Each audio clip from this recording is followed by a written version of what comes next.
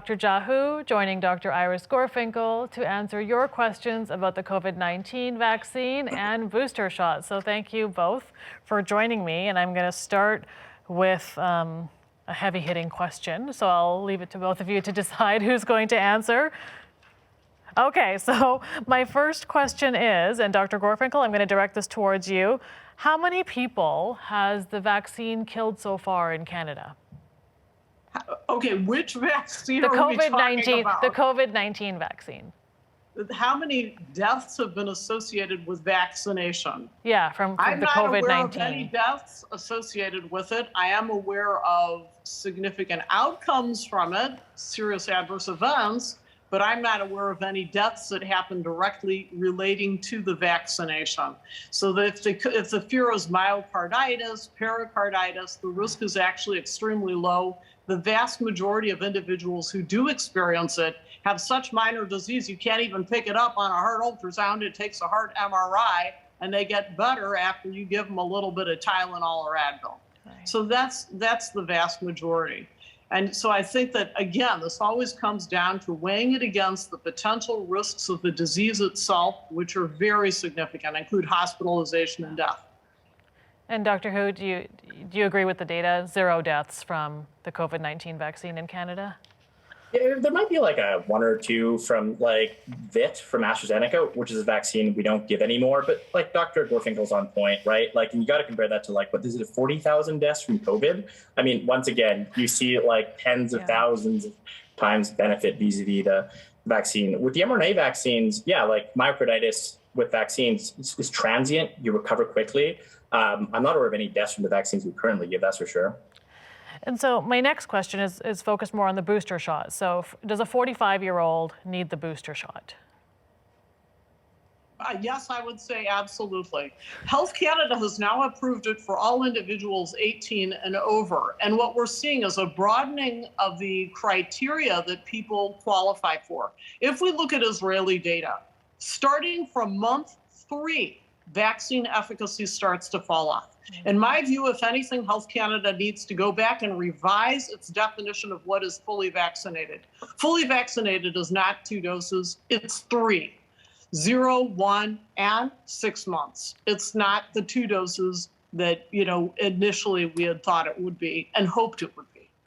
And there was a fairly large study that came out of Israel that showed, and I might be misrepresenting everything that was in the study, but it showed that herd or natural immunity is supposed to be better than the vaccine, or that's how people have interpreted this study. So can you, I think Dr. Hu, you were smiling because I think you know the study I'm referring to. So can you speak to that? I mean, I think it depends on the studies, but like at the end of the day, what you want, if you've been infected, you're given a lot more protection if you get vaccinated, right? When it comes to certainly earlier strains of COVID, vaccine-induced immunity generated a far more robust response than natural immunity. But like, this is kind of besides the point, right? Especially with Omicron around the corner. You may have heard in the news yesterday, a number of studies came out showing that a 2-dose series, just 2 vaccines against Omicron, produced about 25 to 40 times less antibodies. That's a big drop. But once people were given a 3rd dose of the mRNA vaccine, they had actually pretty good protection or similar protection to how a 2-dose series work against the other variants. The bottom line is, for sure, there's waning immunity, which we definitely are seeing all over the world, including in Canada. But with Omicron around the corner, you definitely aren't really protected fully until you have 3 doses. And right now, Health Canada, NACI, everybody over 18 should get a booster, like full stop, like end of story. And so, it's interesting. You mentioned herd immunity. I'm going to just interject a little please do. A factoid here. We cannot even talk about herd immunity until the world is vaccinated. I'm talking low-income countries. We are chasing our own tail because as we try to vaccinate and hyper-vaccinate our population, what winds up happening is that low-income countries that simply do not have the access are having more cases, therefore more mutations, therefore more variants of concern. And it's just a matter of, Omicron poster child. That's what's going to happen. So it's a race not just to get boosters into the arms of Canadians, it's a race to get shots into the arms of low-income countries. Let's not kid ourselves. In Africa, only 1 in 10 has been vaccinated fully. It's a serious problem. And so I want to hold that thought because I want to come back to it. But I want to go back to Omicron. Or Omicron, which is what I've been saying in my head. Omicron, that makes more sense. So I have COVID media fatigue, so I haven't been reading as much about it because I'm just tired. But we've been hearing from some physicians that it's not as virulent as the other strains. How much do we know about it, and what's coming around the corner? And I'm scared to ask that, but what is coming around the corner? Yeah, so I'll say. Oh, sorry, Dr. Who. Sorry, go ahead. Yeah, so the latest, we heard from the South African ministry last week that it's likely that Omicron is not more severe than Delta and maybe less severe than Delta, but that's sort of too early to tell. Probably, it's certainly considered more infectious, but the single most important thing is how much it evades the immune response, either from vaccines or natural infection, right? So a less severe, highly infectious disease can rip through a population and lead to huge numbers of hospitalizations. And, we're really lucky actually with Omicron that it does seem that a 3-dose series will offer comparable protection. And so even if it's a little bit less severe, if enough people get it, there's still going to be a lot of deaths. And so this, again, feeds into the importance of people getting boosted and just getting every vaccine that right now NACI, Health Canada, multiple governments, are recommending.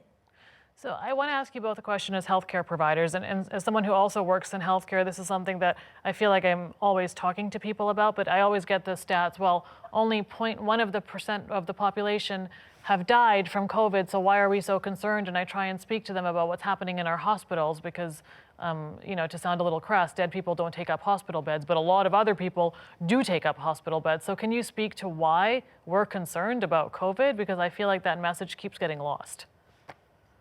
I think some of this, I want to push back a little bit on the statistics that you just gave. First, 1 in 1,000 children will be hospitalized, but the risk of hospitalization in an adult population, if you're talking Delta, is 10 to 15%. That's a lot. It's a lot higher. Yeah. So what winds up happening is exactly what we've seen, and I don't even want to bore the audience because they know. Waiting times for other surgeries, waiting times for virtually every single medical service is pushed back.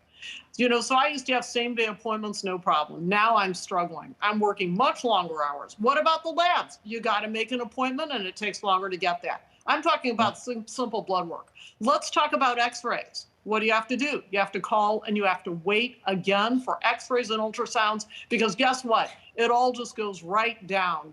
So if hospital services are bunged up, where does it all go? It goes to the outpatient. That's where it goes.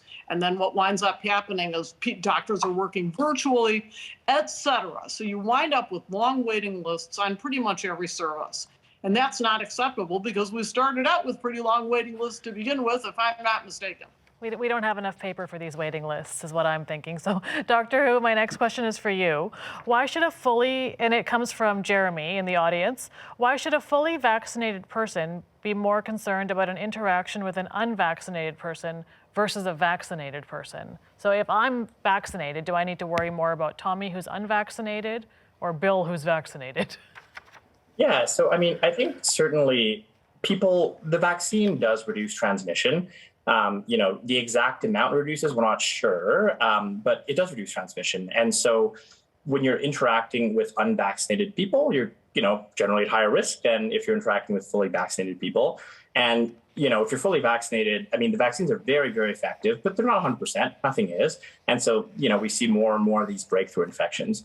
That being said, I don't think we should necessarily just say, I'm never going to interact with an unvaccinated person. It goes back to sort of this empathy piece, right? Where one, I think it's very normal and appropriate to inquire about somebody's vaccination status. And, we all have our own sort of risk tolerances. We all have, our own need to meet people. But yeah, it's certainly riskier. You're more likely to get it from an unvaccinated person than a vaccinated person, that's for sure. But, don't stigmatize them. But yeah, be empathetic and, learn about the perspective. And also understand that at this point, we are dealing with a pandemic of the unvaccinated, period. Who are the people who are getting the disease? Who are the people who are winding up in hospitalizations? You take a look at some of Health Canada, the Public Health Agency of Canada's data, and they show you graphs that are really dramatic. So here's the number of individuals, it's like this. The vaccinated are 98%. The unvaccinated are 98% of the people who get the disease, who get hospitalized. So that's a serious problem. and it's preventable. So I do want to COVID-19 is ask. a preventable disease. So I do period. want to ask a question about the vaccination, and I know, Dr. Hu, you want to say something. So about those who are ending up in the hospital, so it seems like those who are vaccinated who end up in hospital, and it doesn't say a lot about severity when I'm thinking about the stats I'm seeing, it's always hovering around 30%. But we also know that that was going to happen because no vaccine is 100% effective. So can you speak to that? Because there's also some misinformation floating around, or maybe it isn't, that there's more and more vaccinated people who are showing up in hospitals very sick. So is that true? What's happening? And I know you're going to talk about booster shots. Yeah, so I mean, one thing here, and this is like a little math fallacy, but if everybody in the world was vaccinated and there was one unvaccinated person in the world, you'd have more vaccinated people getting COVID, like in terms of absolute numbers. That makes sense. And so you can't look at sort of the absolute numbers, especially as more and more people get vaccinated. You have to look at your likelihood of ending up in hospital if you're vaccinated versus your likelihood of ending up in hospital if you don't get vaccinated. And your likelihood of ending up in hospital if you're unvaccinated is 10 times, if not higher, than if you're vaccinated. And so, yeah, this is kind of one of these, like, what I call statistical fallacies. And yeah, again, vaccination works super, super, super well. The thing I was going to say, just to create a bit more fear, I don't know how much you guys follow Alberta medical news, but that's where I'm from. We had a pretty bad fourth wave. Our ICUs were at 300% capacity. Wow. That's pretty bad. We canceled every non-emergency surgery. So that means if you had a brain tumor, we wouldn't operate on you. And in that context, like if it was an emergency, in that context, still 90% plus of people in the ICUs were unvaccinated. And as winter comes, as Omicron comes, I don't want that to happen to Alberta again or to any other province in Canada. And the only way we're going to stop that is by getting people fully vaccinated, including a booster. Includes kids too. But just, we have this wonderful thing and people really should take it. So 90% of the people in the ICU were unvaccinated. I think that's an important stat to remember. So Dr. Gorfinkel, my next question comes from the audience. So Jerry from Toronto is asking, can you take the pneumonia vaccine and the COVID booster vaccine within 48 hours of each other? What NACI has now said is that the vaccinations can be co-administered, especially the flu, along with the COVID-19 booster. My feeling is go ahead and get them.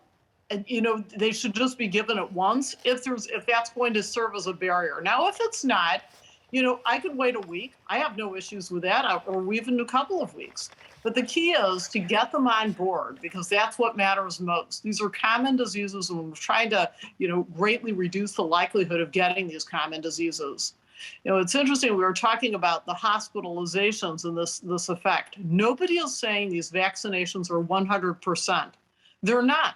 Breakthrough infections are going to occur. But what's interesting is when they do occur, the severity of the disease will likely be much less. And that's why we're also seeing, the impact that it has on hospitalizations, on ICU, is unbelievable. Like it really is. And it should absolutely not be taken for granted. Sure, it's not perfect. Could there be a breakthrough?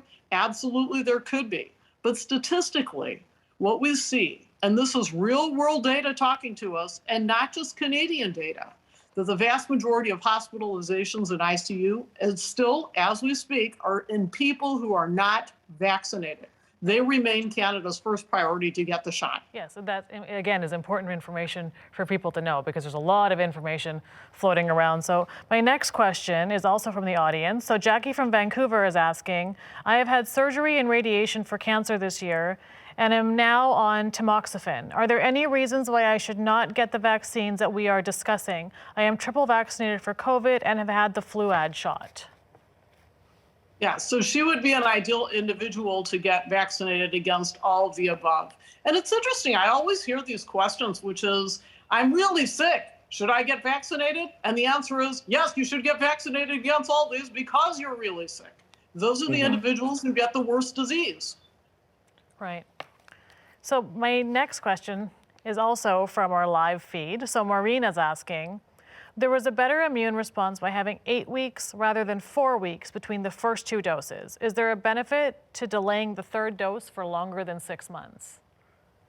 No, I mean, and here's the thing, right? Because what happened in Canada was that, you're right, we had to delay because we didn't have enough vaccine, and that made the immunity waned slower, but, one dose is only partially protective. So there was more time at risk. And, with Omicron, with winter coming, you should get this vaccine as soon as possible. Supply shortages will no longer exist. And I think that any time you're not fully vaccinated, including with a booster, you are at higher risk than if you're not. So waiting for some theoretical higher overall immune response is not worth, the higher risk you have when you're just not fully vaccinated when cases are rising. Absolutely. And we know from Israeli data that the immune response actually starts to diminish after month 3. So it gets lower month 4, month 5, month 6. And Canada has said, 5 to 6 months after 168 days. Well, that's actually less than 6 months. And people are counting to the minute. I think that's absolutely ludicrous. And I really believe, heart and soul, we should not be delaying giving booster shots. We should be pushing to try to get them into arms faster. We are in a bit of a race to make sure that people get that booster shot. And I don't see any benefit to waiting longer than 6 months, because we know from Israeli data that vaccine efficacy drops to about 45%. And you get that booster shot, 2 weeks later, you're back up to 95%. Right. So now we're talking mild to moderate disease. Luckily, 2 doses does continue to protect against hospitalization, but we don't even know those numbers for Omicron. Right. So, it's going to take time for us to understand that data. So we actually are done, but we're going to keep going, if that's okay, because we have so many questions coming in from our audience right now, which is why I have all these devices in front of me to get these questions. But we also have one. So Joe from Markham is asking, if a person had pericarditis after the second mRNA shot, what is being advised regarding boosters? Does NACI have any clear guidelines on boosters after severe adverse reactions? And is any research being done in this area? So I'm part of NACI, and we are currently discussing the recommendations around just this very topic. And so stay tuned, I guess, is what I'd say. Okay. Stay tuned. Okay. Well, my understanding is if I had a patient who had pericarditis, the answer is no, I'm not going to give you that same shot. That's out of the question because you were really sick with it. And no, we don't have enough data to say what'll happen on the third shot. It seems to me if somebody had a really severe side effect, true, it's rare, but why would I give the same thing? Right. Would I consider giving something else? There is emerging data suggesting that may be a good thing to do because it diversifies our immune portfolio, but we'll have to keep our ear to the ground to see what NACI says. Yes, and NACI's pretty fast, so I'm sure we'll hear something pretty quickly, right, Dr. Hu? Hopefully. We're meeting a lot. So our next question comes from Sharon from Vancouver. I have had both shots, Pfizer, and a mild case of COVID 10 days after the first shot. Is our immune system good for 1 year from the date of infection, or should I get my booster now? And her second shot was in June 2021. Yeah, time to get that booster shot. Absolutely. According to Israeli data, your vaccine efficacy is sitting at about 45% to mild to moderate disease. What about to Omicron? Question mark, we don't know. Right. The number I gave refers more to Delta. So that's why the race is on, because we figure you got to get the best immunity on board possible to fight not just Omicron, but other new variants that could be coming down the pipe. Right. Which hopefully there isn't. I don't think we have any more Greek letters left, or do we? I don't know. We got a lot more Greek letters. I know. And then we can double up. Sure, yeah. I was hoping we didn't. I was hoping. It's like postal codes. No, stop it. So I have one last question to ask you both. And this is a question that I'm sure a lot of people are wondering. So I've had both AstraZeneca shots. I'm now eligible for my booster shot. My pharmacist says that there's no more AstraZeneca booster shots in Alberta, or there isn't any, and then told me that a mixed vaccine will not be acceptable for travel to the USA.